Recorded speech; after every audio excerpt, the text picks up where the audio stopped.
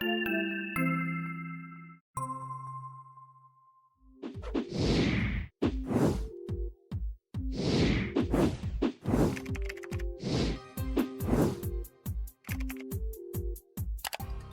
back, Richard. Today we are going to talk about, I think, what just about everybody else in the world is talking What about. everybody else is talking about. Right? Yeah, and especially because of the Olympics happening, but also because of us working in the mental health field. This the entire story around what's happening in sports over the past few months Right. is huge, and we just have to talk about it. Right. There's this one strange confluence of elite athletes and mental health suddenly has burst forth this summer, actually. Right. Started in June when Naomi Osaka dropped out of the French Open, and she was citing mental health reasons. Okay. For those of you who don't follow tennis, the French Open is one of four elite tournaments. It's one of four Grand Slam. That is the prize that all tennis players go after, are one of these open tournaments. And the French Open is one of four.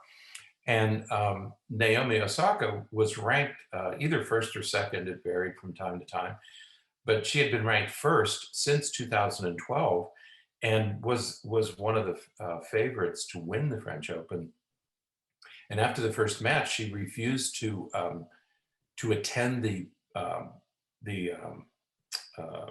press conference, where they question him, and eventually dropped out of the tournament. And then 2 months later, Simone Biles did a similar thing where she suddenly and unexpectedly, she was expected to go to the Olympics and win 6 medals, but instead she faulted. She made some mistakes in her routines, and she dropped out of several competitions. And I heard this morning that she dropped out of 2 more competitions in the Olympics. So we have these 2 elite, considered the best athletes in their sports, dropping out of these very prestigious competitions for mental health reasons. And what's really fascinating about it is that they're dropping out in the middle of these competitions. We oftentimes think about the pressures and the stressors and maybe physical injuries leading up to the types of competitions, but here we are in situations where they're actually competing, and because of various things that have happened, some of which we'll talk about, because of several things that happen, they're withdrawing and they're pulling themselves out of the competitions, and it's of course we're going to talk about it from the perspective of how brave and how courageous these women are to make these decisions amidst all these pressures, but it is staggering the negative responses that they have received, from fans and from other athletes. It's really breathtaking, the negativity that you see with this. Right. Yeah. So if you take the case of Naomi Osaka, the condemnations were swift. I mean, they were immediate. I mean, they were caustic and they were unrelenting. She was called weak and self-indulgent, narcissistic, selfish, immature. And those are some of the kinder words. There were other nastier things, of course, on social media.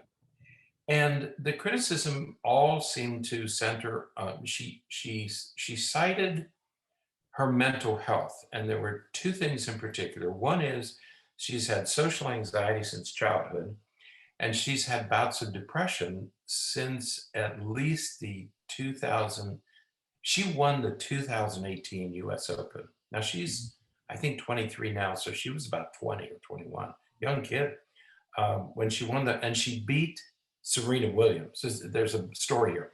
She defeated Serena Williams in the final, and had Serena Williams won that match, she would have been the all-time winner of Grand Slam tournaments. And so she needed one more match, And everybody there was hoping that it would occur at the US Open, which is played Right. in New York. And it would have been this crowning achievement. Well, as it turned out, Naomi Osaka beat her, and she was being booed and criticized because everybody wanted Serena. The whole crowd, there were thousands of people there before the pandemic, and thousands of people all cheering for Serena. So here's this 20-year-old kid, she's a college student essentially, Right. like a sophomore in college, and she's playing the world's best player and beats her in this context. And so she suffered with bouts of depression since then. Now, the criticism was swift because what people cite is Naomi Osaka is worth $60 million. I did not know this. She's worth $60 million, according to Forbes magazine. And $5 million of that is from tennis. so she's making her money. So this makes her the highest paid female athlete of all time, Right. which I didn't know. Now, you follow football, Soccer. soccer. Mhm. They say that she's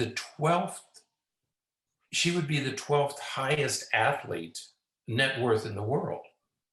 Now, I think of those soccer players, they Yeah. make that in a year, don't they? Well, there are some who make a tremendous amount, and even with baseball, there are a lot of baseball players who make Right.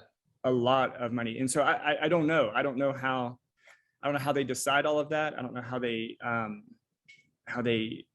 measure those things. But Right. yeah, I mean, there are players who make hundreds of thousands of dollars a week. Right. Yeah. And it just surprised me that she would be 12. So I looked up Serena Williams, and Serena, and I say this, I had to catch myself, is only worth 25 or 30 million dollars. Only worth 25 or 30 million. You think she would be more, but it's a pittance. So anyway, here's this most highly paid athlete in the world, suddenly drops out of this tournament citing mental health reasons. And what she said was she couldn't submit to the post-match press conference. And she said the reason is because it introduces doubt in me, in my game, in myself. And she said, I just didn't have the fortitude. She said, my anxiety and depression were being triggered by the pressure and the match and everything. So she opted not to do the post-match press conference after her first victory. As a result of that, she was fined $15,000 by the French Open committee. And all of a sudden, the entire French Open became about her and Right. about her decision. And so rather than keeping herself in the spotlight, she eventually withdrew from the tournament altogether. Okay. And as it turns out, she did the same thing. Now, she did the same thing at the US Open. So she's really struggling with her mental health, clearly struggling with her mental health issues, depression, anxiety. Mm-hmm. When she dropped out, Coco Gauff, who's also a ranked tennis player, Venus Williams, Serena's sister, Michael Phelps, the Olympic swimmer, actress Kerry Washington, her sponsor Nike, and the National Association of Mental Illness, all the National Alliance of Mental Illness, all supported her decision. They all came out. In fact, and I didn't know this, Michael Phelps produced a documentary in 2020 focusing on athletes' mental health, mental wellness. He's had some struggles Right. with mental ADHD and some other and depression. Yeah. And he said the same thing you said. He was shocked by the negative backlash and the criticism that she received for taking care of her mental health. Yeah. Now, we talk about the anger that this unleashes, and people were really angry at Osaka. And so there have been some studies done that showed that 50% of millennials and 75% of Gen Z had changed jobs or left their roles for mental health reasons. This is 50% more. These are new things. This group, these generations are treating their mental health differently than previous generations. Okay, they're acknowledging it, they're doing something about it, and for that, they're being criticized. Right. Yeah, I think that, and we've heard this over the past, I don't know how many years, people have questioned, is this group of, is this generation, are they weaker? Are they more entitled? Are they, do they just want to be taken care of? Or do they need to be nurtured? Do they, are there issues with their parents? And, what was it about the way they grew up? And we see and have heard all of these, accusations and all these statements about this generation or these generations over the past, I don't know, 5-10 years at least. And I think at some point, in some ways, you have to say that you have to give them a little bit of credit for being in tune and aware and willing to say, this isn't going to be good for me. I need to change jobs, or I need to stop what I'm doing because, and listen to their mental health, listen to what's going on within them because they know it's not good for them. And so this anger that was produced in us as mental health professionals, it produces a couple of questions. Okay, so first of all, are they really weaker? Are they really self-indulgent? Are they really is that what we're dealing? Is that really what we're dealing with? Are they weak compared to previous generations? Because the second question that comes up is, did they just grow up in a different world? I always say, I don't know. I don't think I could have attended the schools that my children attended. Right. When I went to school, we had recess at mid-morning, we had recess after lunch, and we had recess mid-afternoon. And then when we got home, we got to play. We didn't have a lot of homework when I went to school. My kids didn't have recess. They didn't go outside. They even had to do academics during lunch. I'm not sure that I would have done very well in that kind of a system. So this generation has grown up very differently. I'm going to even talk about social media and the effect that it's had, okay? And the other question that comes up is Osaka was criticized because she didn't want to do the press conference, okay? Because people said, well, she's obligated to do that. She's contractually obligated. It comes with the territory. If you're going to be a professional tennis player, you have to do the press conferences, okay? And that's the case with most sports. There's an obligation for a certain number of players. If it's a team sport, there's a certain number of players that are supposed to be available to talk to the press. And of course, in individual sports, the individuals are supposed to be there to talk to them. But I think it's, the question is, yes, it's good for TV. It's good for people who are watching, but is it really good for the players? When I coached soccer, my club had the sort of policy that parents, coaching kids. So even with coaching kids, the priority was finishing the match and then recovery. And the policy said that parents were not to approach coaches with questions about the match until the next day. You had to wait 24 hours before you could even approach the coach with questions, or concerns or issues or whatever. Part of that is to sort of let some of those emotions die down a little bit and allow things to process. But also, after a match, everybody's sort of jazzed up a little bit. But I think another issue with it is, and not that we're necessarily going in this direction with it, but the press, Osaka, she said that the press has always been kind to her, and most athletes, I think most athletes would say that. That said, they ask questions that are very pointed and very accusatory sometimes. Well, why did you make that decision? Well, it was like truly a nanosecond that I had to make a decision. And it wasn't like it was that you had all this time to think about it. So I think that the idea of backing out of some of those press conferences, it totally makes sense to me. There were other athletes, and I think one was a soccer player who said, you have no idea how difficult it is because your adrenaline is coursing through your body. I mean, the match just ended. Right. It takes time to recover. And we have all seen American football players and coaches Mhm. get angry during press con. I don't know how they do it. I mean, even coaches like Nick Saban, who coaches Alabama, has won national champions.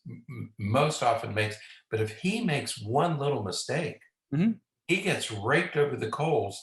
He hasn't even had a chance to talk to his players yet. I mean, Right. the game, people aren't even out of the stands, and he's already Yeah. being quizzed by the press. And the press can be unrelenting, and they can They ask get 'em- questions that are and offensive. they get them out on the field. Right. They're still in the field. They hadn't even left the field yet sometimes. If I was a football coach and it was halftime and you're headed to the locker to talk, you have 15 minutes, okay? You have to do everything in 15 minutes. And you have to stop and get quizzed by Mhm. a sportscaster. Now that makes good TV, all right? Right. I get it. But it's not good for coaches and players. No. I mean, so just because we currently have a contract that says you must do the press conference, it doesn't make the press conference right. Right. And it doesn't make any of this the right thing to do. And I think what we're looking at now is it really, is it more important for a person to take care of their physical and mental health or to have good TV? To me, that's part of the question here. This is all about good TV. Right. This is not about what's best for players. Right. And I think that one of the assumptions, and we make these kinds of assumptions. I mean, parents make these kinds of assumptions about kids. Right. Many people make these kinds of assumptions about athletes, Mhm. that they are, look at what they're doing. They get to play a game for a career. Right. They are top athletes and everything. What do they have to be depressed about? Or what do they have to be anxious about? Or what do they have to complain about? She's worth $60 million. So what is she, what is this to her? And the reality is that, when it comes to anxiety and depression in and of themselves, we're talking about 20% or so of the population Mhm. who at one time or another experiences depression and or anxiety. And we don't control when those things hit us. I think that's the key here, is that these depression, anxiety, or any other mental illness, we don't select, we don't choose. This isn't something we elect to have happen to us. They strike when they strike. Right. You don't invite them in. Yeah. And we And think so we can think of like famous people who we exactly. know had serious mental health problems, Mhm. who ended up either dying from suicide or substance abuse overdoses, or even many who are still alive but struggle with substance abuse problems and things like that because of their mental health conditions. And so it doesn't have anything to do with success. It doesn't have anything to do with money. It has to do with their mental health challenges. And Right. And it just raises the point that we really have to make sure that we're taking care of that. We're attending to that, as these women did, these Right. athletes did. That's right. So while it's easy to criticize Osaka or Biles, you got to think about Robin Williams, Anthony Bourdain, Kate Spade. Were they weak? Are they selfish? Are they entitled? No, these are mental illnesses working their way. These three people didn't invite the mental illness in. It occurred, and that was their decision. But it doesn't make them selfish, certainly. Right. So that's Osaka. Now, if we switch to Biles, who is, some people consider her the greatest athlete of all time. Okay. Right. And so there were a raft of articles about her.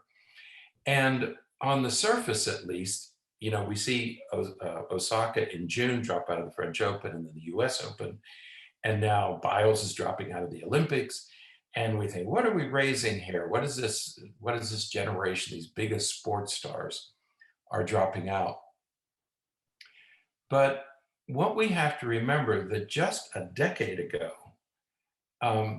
this issue wasn't even discussed, the mental health of athletes, okay? Right. If you had them, if you had any difficulties, you weren't allowed to talk about them, because you Right. risk everything if you mention anything about mental health or mental illness.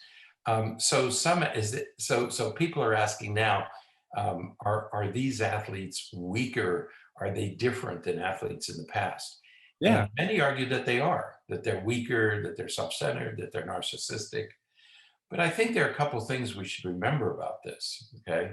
One is that we were never allowed to discuss mental health or mental wellness in sports in past years. Right. If you did, you were considered weak, defective, unreliable, okay?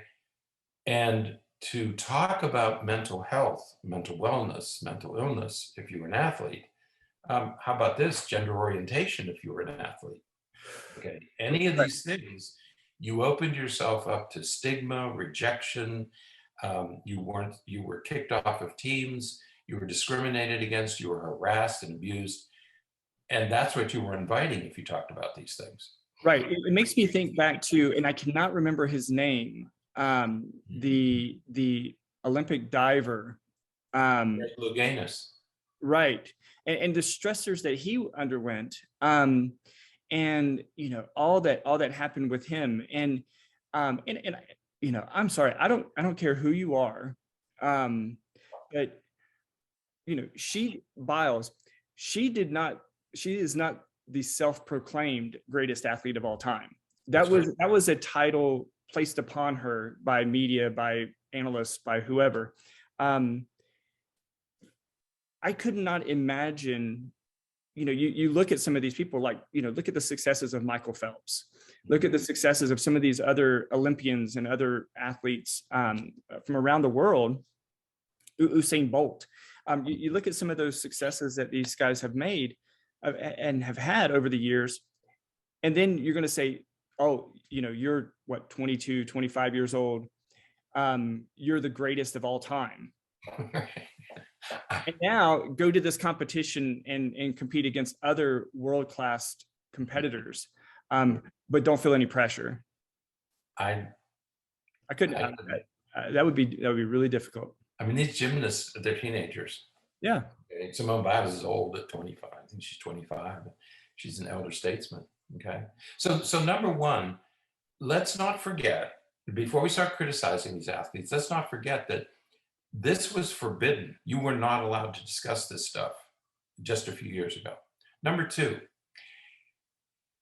everybody talks about, well, years ago, they were tough and they were this, but today's demands are different. Okay, today, an athlete like this has to make public appearances. They have to do competition, many more competitions. I mean, every sport now has many more games or matches than they used to, okay? There's a travel schedule, there's a training schedule. You have to keep sponsors happy. You have to do press conferences, and you have to deal with social media, okay? Right. There are multiple pressures today that even 10 years ago, certainly 30 years ago, when you talk about Jackie Robinson, when you talk about any athletes 20 or 30 years ago, they didn't have to put up with all this stuff. I mean, in my generation, football players go into the locker room and smoke cigarettes. Right. Nobody knew that, but they did. I mean, it wasn't talked about, but they would go and drink beer and smoke cigarettes in the locker room while they were changing after a football game. Or during halftime. Or during halftime. It's a completely different world, okay? Right. Today's athletes have a scrutiny. Somebody mentioned that, one of the athletes mentioned that years ago, no, it was an actor who's playing in a new movie, and he said, 20 years ago, this wouldn't have mattered, but today it gets splattered all over social media. Right. And that's a pressure, that's a new pressure that previous athletes didn't have to endure. Right. So before we start criticizing, let's think of the world that these folks, that she's participating in. We're going to talk about that later, but they're in a very different world, okay? Yeah.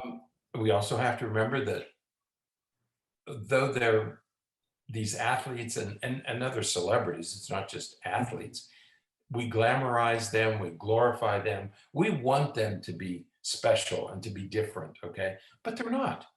They're humans with the same risk factors. Well, but I think the other thing is that there are many people who want them to be flawed, and then they highlight and emphasize and create memes with those flaws. And so again, that idea that, you know, you always have to be on, you always have to be perfect, you always have to, you know, it's a pressure that most of us can't understand. Because if you know, with some of these athletes and celebrities, if you mess up one time, you know, if you're Tom Brady and you throw a bad pass and throw an interception at the wrong time, think about the implications of that, not just for that game, but from, you know, in social media and media in general. So yeah, they are idolized and glamorized, and, you know, they're put up on these pedestals. But there are a lot of people who are very eager to knock them off. Exactly, and they know that. Yeah. They know that. They're waiting. They're waiting for everybody's waiting for them to make a small mistake, you know, to make a wrong decision, to make an error, okay, to throw the wrong pitch. Billie Jean King, who was also a tennis star, in the 70s. So that was, you know, 50 years ago. Once said, "Pressure is a privilege. It only comes to those who earn it." I don't disagree. Right. The higher you go, the more pressure you feel, as it should be, okay? But Billie Jean King played and worked in a different time. Right. Okay. She didn't have social media. She didn't have, somebody brought up the other day, well, what about Jackie Robinson? Imagine what he had to put up with. He had to put up with discrimination. I don't diminish what I don't know that I could have done what Jackie Robinson did, okay, as the first Black player in baseball. But he had to deal with a single issue. There was no social media. There was very little TV. This wasn't broadcast all over the place. He wasn't quizzed every time he went into a new city to ask how he felt about this. He sort of did it in private, okay? And the same with Jesse Owens. Somebody said, well, Jesse Owens had to go to Germany with Hitler. He went to Germany in 1936 before we knew Hitler. And he had to compete as a Black man against the super race. But that was a single problem he was dealing with, okay? He wasn't questioned after every race. He didn't have cameras and Facebook and social media after him. So as a spectator, I agree with Billie Jean King. But I also know that it's very different today than it was in the 1970s. Right. It's completely, athletes and celebrities are in a completely different world today. Right. And I think that, you know, I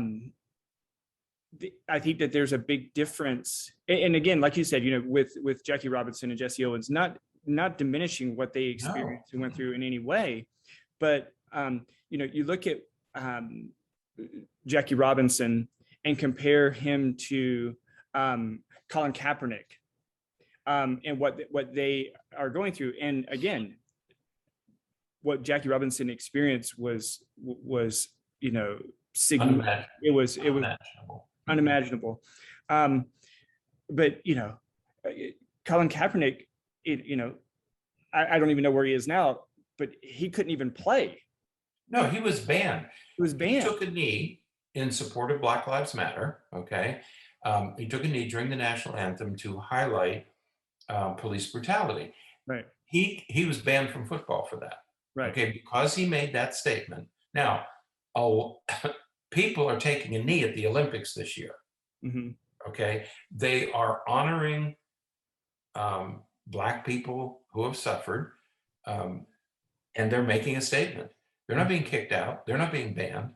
Right. So Colin Kaepernick lost his career because he made that statement, but he was right. Everybody criticized him. In fact, the president of the United States had a particular word that you and I can't use in this podcast to describe him. And he was soundly criticized and banished from football. Nobody would touch him. No football team would touch Colin Kaepernick, but he was right. History proved him right. Also, concussions. Yeah. You know, there was a time when, oh, you got dinged, that's okay, shake it off and get back into play. Yeah, these guys are dying of brain damage today. Right. Okay. So we made a mistake. Targeting If you watch old films, not too old, from the 90s and the early 2000s, the vicious hits that football players did to each other, that was physical. That was an assault. Okay. Right.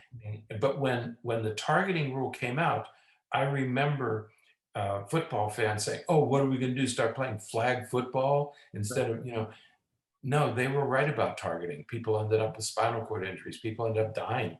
And they ended up in wheelchairs because of targeting. Targeting, getting a player out of the game for targeting is a good idea. Didn't seem like a good idea at the time, but it Right. seems like a very good idea today. So some of these things that we criticize at the time, a few years later, maybe it was the right decision to make. Okay. And so we need to keep these things in mind before we start criticizing these high performance athletes. Right.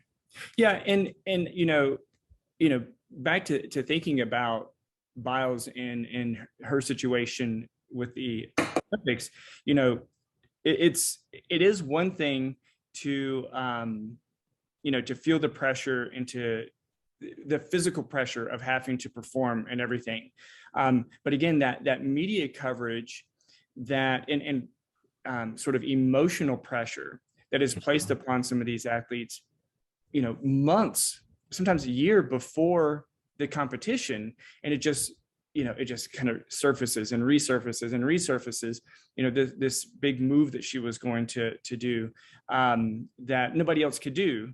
And I don't care, no matter how strong you are, if every day you hear that you're expected to do something that nobody else in the world can do, but you're expected to do it, and you're expected to do it perfectly, that's going to be a lot of pressure. That's going to be a lot of that's going to be a lot on your emotional and mental well-being, to hear that, and to feel that pressure.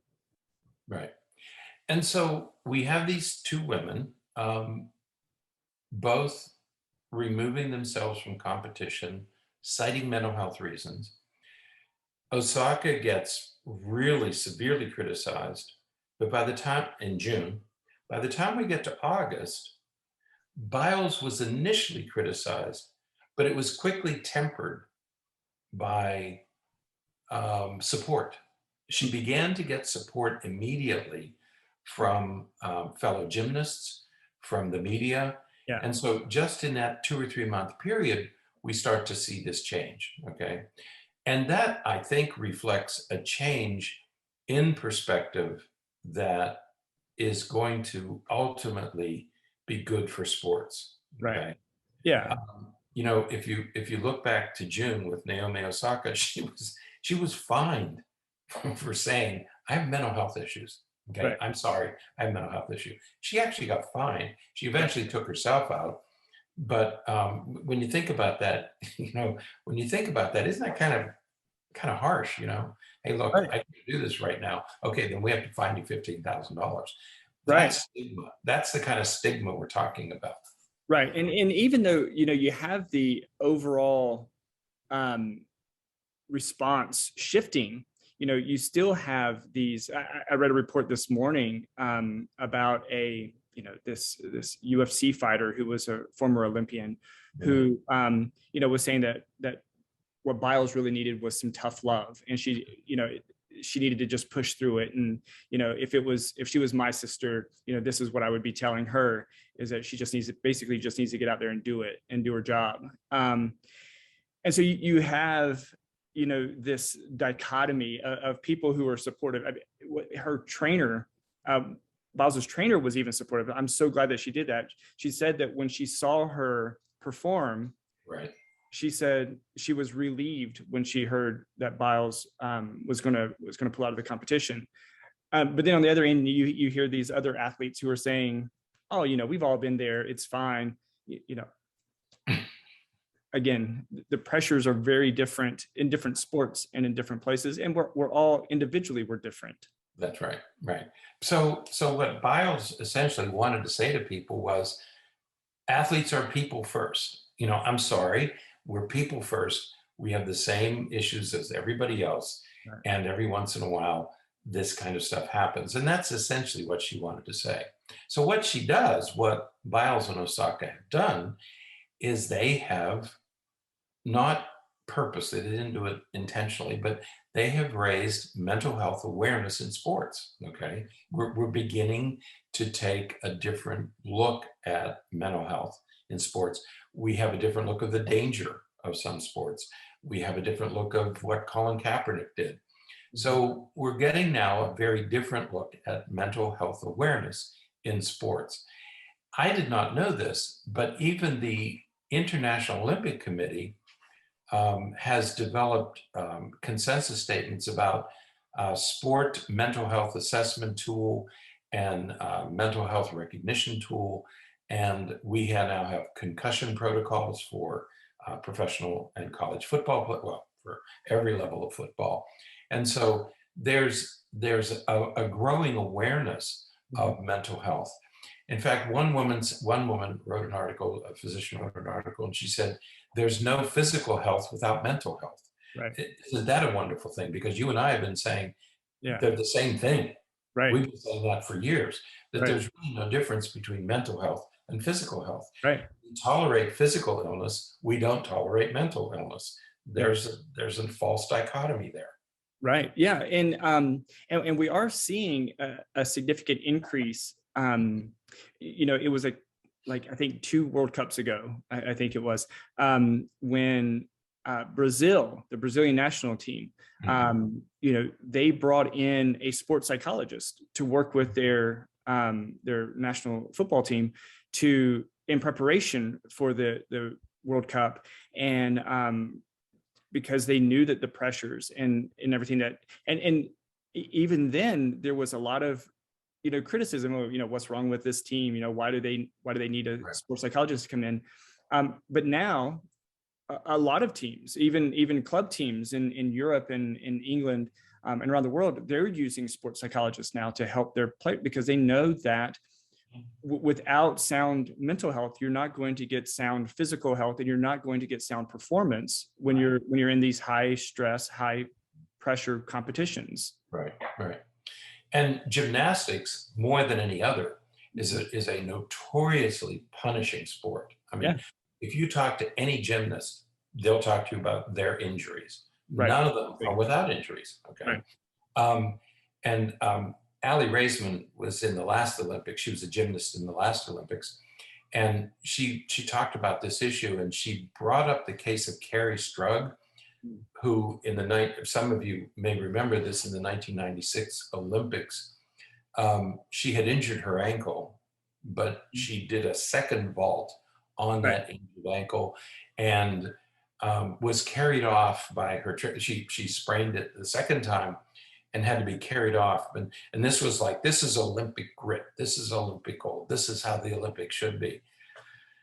She was carried off by Larry Nassar. That's one of the, and you all know Larry Nassar as the physician who sexually abused all these girls for years and years and years. Today,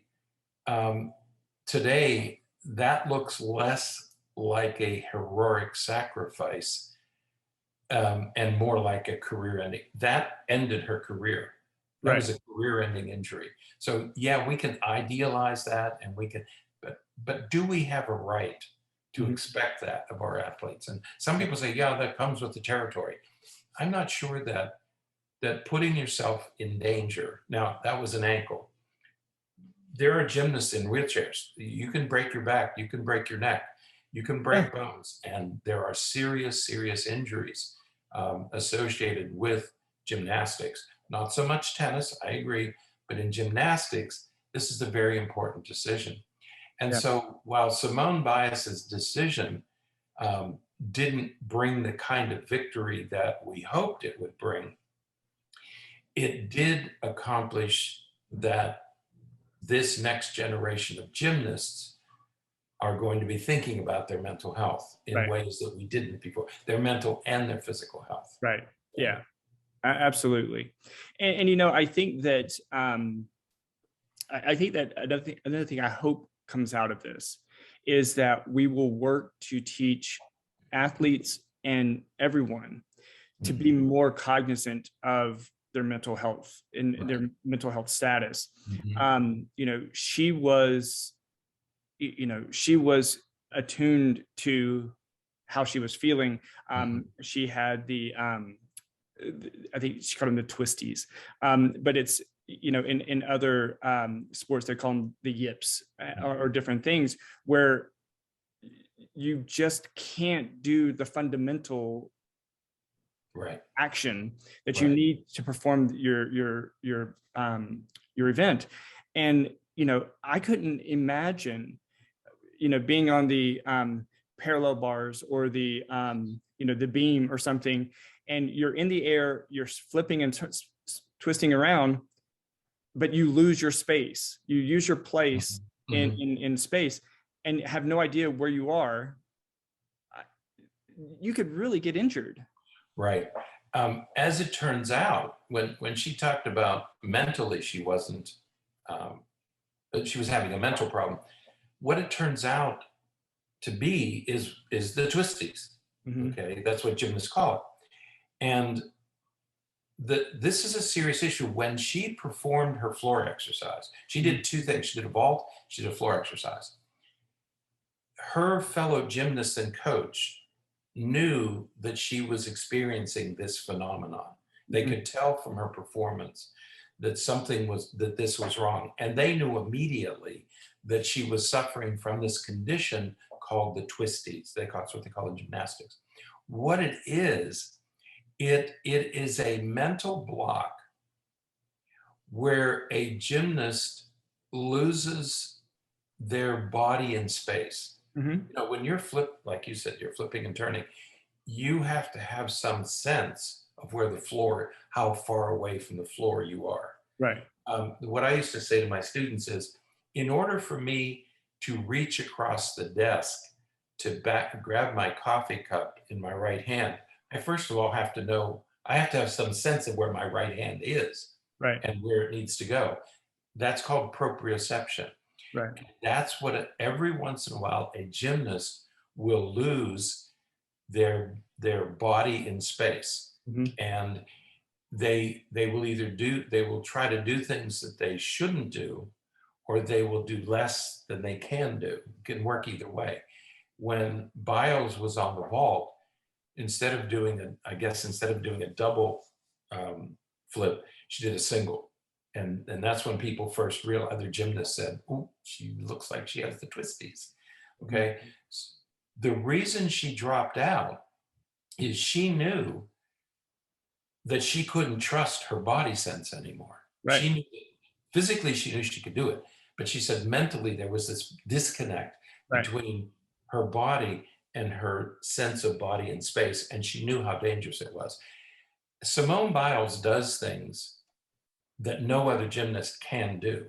In Right. fact, they don't even know how to score her. The National Gymnastics Committee purposely scores her lower because they're afraid if they give extra points for her degree of difficulty, that they're going to encourage other gymnasts to try to do this, and most of them will never succeed, and they'll probably get injured. She can do things nobody else can do, Right. and they're literally life-threatening things. Yeah. And she knew that she had the twisties and couldn't continue.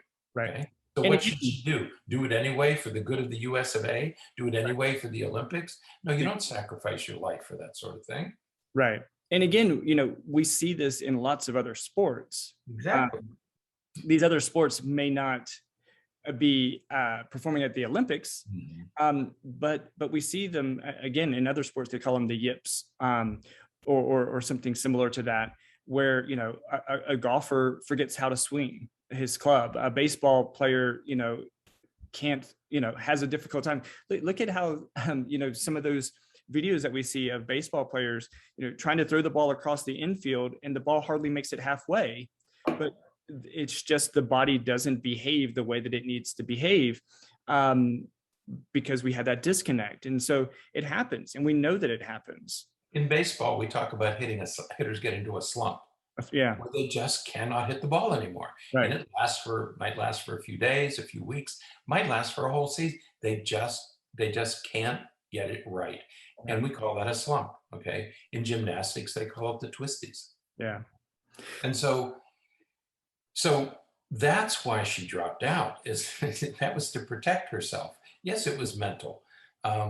So before we're too critical, we need to think about these things. Now, speaking of criticism, as I was looking through these things, I wanted to see, what are the critics saying? What are the real critics saying? And I found this thing called Osaka and the Snowflake Rebellion. Yeah. And there was an article written called When Safe Spaces for the Coddled Young Move from College Campus to Tennis Courts. So this was an article written by Everett Piper. He was a former president of Oklahoma Wesleyan University. And he wrote a book called Not a Daycare. And when that book, I remember that book when it came out, and I agree with him. I don't think that college campuses should have trigger warnings. College campuses traditionally are places where you are questioned, where you question your beliefs, where you stretch a little bit, where you're exposed to things that you were never exposed to before. One of the advantages, you take students from small towns across America. I taught at the University of Texas, and you take students who, there might have been 10 students in their high school graduating class. They played 8-man football because they couldn't get 11. They didn't have enough students to have 11 players. Okay. Suddenly they come to Austin, and it's a culture shock, but it should be a culture shock. It's supposed to be a culture shock. And that's what Piper was saying in his book, Not a Day. Colleges are not daycares. Right. You're going to be challenged. Okay. And if you can't, then maybe you shouldn't be here if you want to be safe. So we're not making safe places. I don't disagree with that. But today, Piper is a conservative commentator, not political, but he's also now has become a conservative commentator, okay? And while I agree that university campuses shouldn't be daycare centers, he says, I wonder where this statement comes from, because he wrote, our precious little darlings who were being coddled at Berkeley and Brown would soon graduate and take their immaturity and childish demands for safe spaces with them. And what he was saying was, if we coddle them in college, they're going to bring that with them. That sounds very angry to me, and I don't know why I picked on Berkeley and Brown. They're pretty good universities that produce graduates. Brown has the lowest acceptance rate of any college in the United States. About 4 or 5% of applicants are accepted. John Kennedy was a graduate of Brown, and some other people, but I don't know why he picked on them. But then he goes on to say that in 2021, we have these Mary Shelley wrote Frankenstein. We have these Mary Shelley-like monsters that we've stitched together in our postmodern laboratories, otherwise known as our public schools, are alive and well and demanding that we make them feel good about themselves. So now all of a sudden he shifts to it's the public school's fault. The reason Naomi Osaka dropped out of the French Open was because of our public schools. And then he goes on to say, consider this month's blue ribbon winner in our nation's nonstop race to the mythical land of tolerance, affirmation, and self-worth, Naomi Osaka. So he gives us this award. And he said, the reason she dropped out, she needed to retreat to her safe space. Well, that's not really what happened. Okay. Right. First of all, that's not what Naomi Osaka was doing. Okay. Right. And then he goes on to what's to blame? And he cites another article that says that illness is narcissism, and it has a clear cause, our terrible schools and their terrible teaching. Yeah. And I thought, my first thought was, imagine what teachers just finished their most difficult year ever, exposed to a pandemic that could kill them, doing online in class, all the pressures that they had to put up with. But the reason Naomi Osaka dropped out of the French Open was because of our terrible schools and their terrible teaching. Right.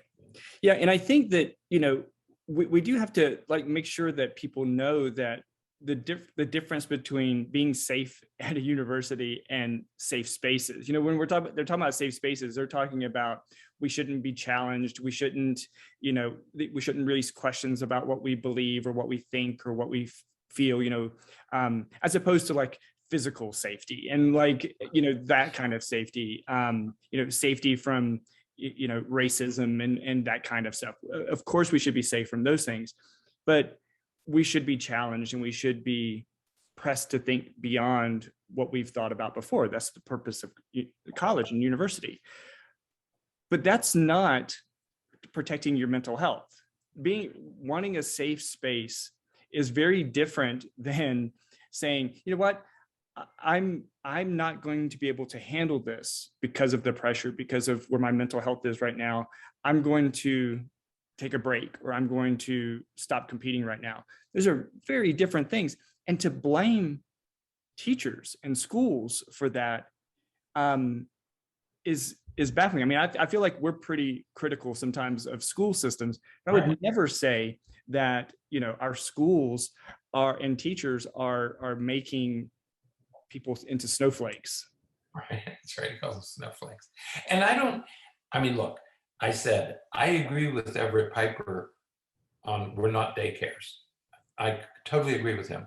I totally disagree with him and Salerno, the other author, that this is all, the elite athletes are doing this because they're products of our educational system. I mean, it's more, first of all, it's more complicated than that. You can't distill this to one thing. You can't distill it to bad teaching. You can't distill it to narcissism. You can't distill it to self-indulgence. This is a much more complicated issue. There are many reasons why this is happening. These athletes are growing up in a different time than anybody remembers. Right. And these are mental health issues. And it's time that we begin to treat mental health the way we treat physical health. There's another woman, Megan Rise. I don't know whether we included her article or not, but she said the same thing. She wrote an article. She said, the lesson Simone Biles just taught us, ? Mental health is health. You can't separate the two. And she said in her article, she said she was very disheartened by all the criticism that Biles and Osaka got, because mental health is not something you choose. It's not because I'm being selfish or self-indulgent. Mental health happens, and it's bound to happen to athletes as well. And what Biles said is, we want to walk out of here, not be dragged out on a stretcher or anything. So let's do what's best for let's do what's best for these athletes. Okay. Right. I don't care whether it's the Olympics or the French. I don't want any athlete to risk any kind of injury for my entertainment. Right. They're not gladiatorial games. These are people who have to take care of their mental and physical health, and the winning and the gold medals and all that are second. Right. And I think, as we're wrapping up this week, we're going, sorry folks, this is a little bit longer of a podcast than we've been doing recently, but the message I think that we're trying to send is that,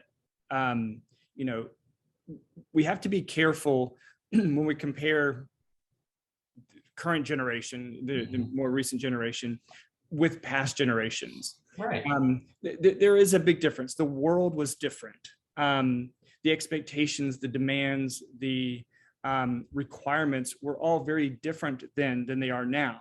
Right. And that's true whether we're talking about athletes or we're talking about your kids in school. The demands that are on kids and people now are very different than they were 40, 50 years ago. Mm-hmm. And so we need to recognize that, just because someone is experiencing a great deal of pressure and decides that they need to stop, or they need to take a break, or they need support or treatment, it doesn't mean that they're weak. It doesn't mean that they're a snowflake. It doesn't mean that they are incapable. Right. It just means that they are aware of what's going on and what their limitations are, and they don't want to put themselves at risk, whether it's physically, emotionally, or socially. They don't want to put themselves in a situation where they're going to, experience that harm. Mm-hmm. Imagine, you can imagine today, people are going to go to work on a Monday. Imagine the numbers of people who are going to jobs or going to do something that they not that they don't want to do, that they're really incapable of doing because of their mental health issues, but they can't say anything to anybody. Right. Okay. Imagine people who get up and say, I cannot go to work today, but they go anyway because they can't say, I need a mental health day. Right. We don't acknowledge our mental vulnerabilities, our mental frailties. We all have them. I mean, don't tell me that you don't have mental frailties. And I think it's fascinating because that's a great point, because how many people ourselves, or how many people do we know who've gone to work and it's like, you know, I'm just sort of calling it in today. I'm just here. They're not really getting anything. They know they're not going to get anything done, but they're just there because they have to be there. Right. You can't do that in an Olympic competition. No. Right. You can't just be there. Right. That's right. I'm sorry, you can't do that in third grade. You can't do that. That's right. You're not allowed to get up in the morning if you're an elementary school student and say, I just can't face it today. Yeah. You're not allowed to do that. Oh, you got to be tough. Right. Yeah. So we got to be aware of that. Absolutely. So we need to, yes, coddle people. No, but let's at least acknowledge what these women have shown us is that despite our wealth, despite our accomplishments, despite our elitism, we are all still human. First of all, we're human. Okay. Absolutely. And so there's nothing shameful, and there should be no stigma attached. About taking a mental health day. If you have a headache, you can say, I can't come to work today. I have a sinus infection. Well, I can't come to work today because if I do, I'm risking more serious damage. Whether it's mental or physical really doesn't matter. But we have this, well, you got to be tough. You know, Bernie, as you were talking, I was thinking, you remember the days when medical residents had to work 80 hours a week? It was just expected. Oh, we're tough. We're tough. Wait a minute. It's tough and all that, but you have people's lives, literally have people's lives in your hands.